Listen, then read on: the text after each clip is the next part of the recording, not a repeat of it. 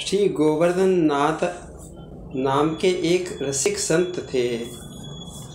ये संत श्री भक्तमाल जी की कथा बहुत सुंदर ढंग से सुनाया करते थे।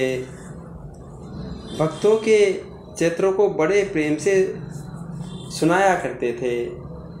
एक बार ये भक्तमाल जी की कथा बाँचने के लिए सांभरी नामक स्थान पर गए। रास्ते में जयपुर रुके।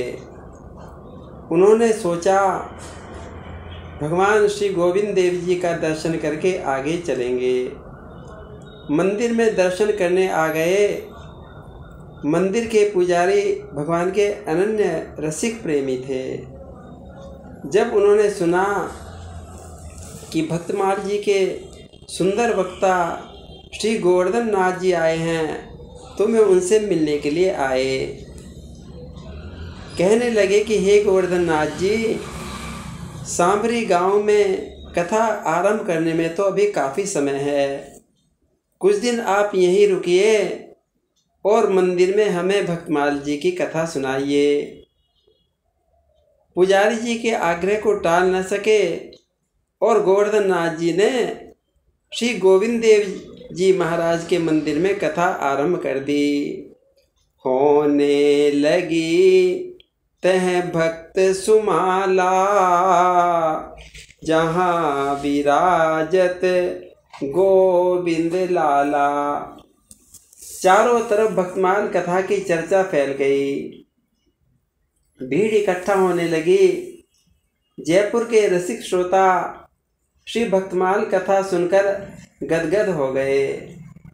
भक्तों के सुंदर सुंदर चित्र सुनकर आनंद में भरकर अश्रुधारा बहाने लगे। जयपुर वासी सुनवे आमे, प्रेम मुदित हुए अश्रु बहामे।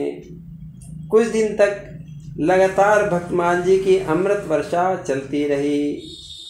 गोवर्धन नाथ जी का सांभरी गांव जाने का समय आ गया, किंतु रसिक श्रोताओं का तो मन ही नहीं भरा था।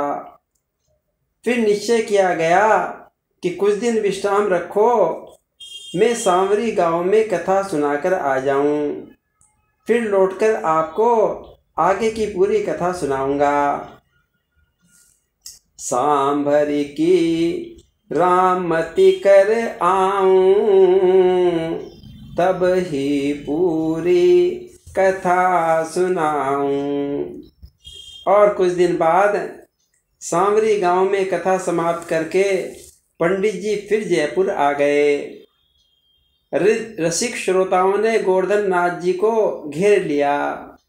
कथा आरंभ करने का आग्रह करने लगे और फिर क्या था, कथा आरंभ हो गई। रामती गए बगदी फिर आए, कथा कहन को फिर बैठाए। कथा कहाँ तक हुई थी यहीं से कथा आगे कहेंगे, किंतु याद ही नहीं रहा कथा कहाँ तक हुई थी। श्रोता वक्ता असमंजस में पड़ गए। कहाँ तक भई संहारु सुनाही, श्रोता वक्ता भ्रम के माही। श्रोता वक्ता इसी भ्रम में थे कि कहाँ तक हुई थी। इतने में ठाकुर जी, मंदिर के ठाकुर जी गोविंद देव जी ने स्वयं प्रकट होकर पुजारी जी से कहा कि हे पुजारी जी, कथा का विश्राम तो रैदास भक्त की कथा पर हुआ था, अब आगे की कथा सुनाओ। श्री गोविंद देव विख्याता, कही पुजारी से यह बाता। श्री रैदास भक्त की गाथा, भई कहो आगे अब ना था। श्री ठाकुर जी ने स्वयं प्रकट होकर अपने मुखारबिंद से यह बात सुनाई तो पुजारी जी की आंखों में अश्रुधारा बह चली। कहने लगे, भाइयों, अब यह बात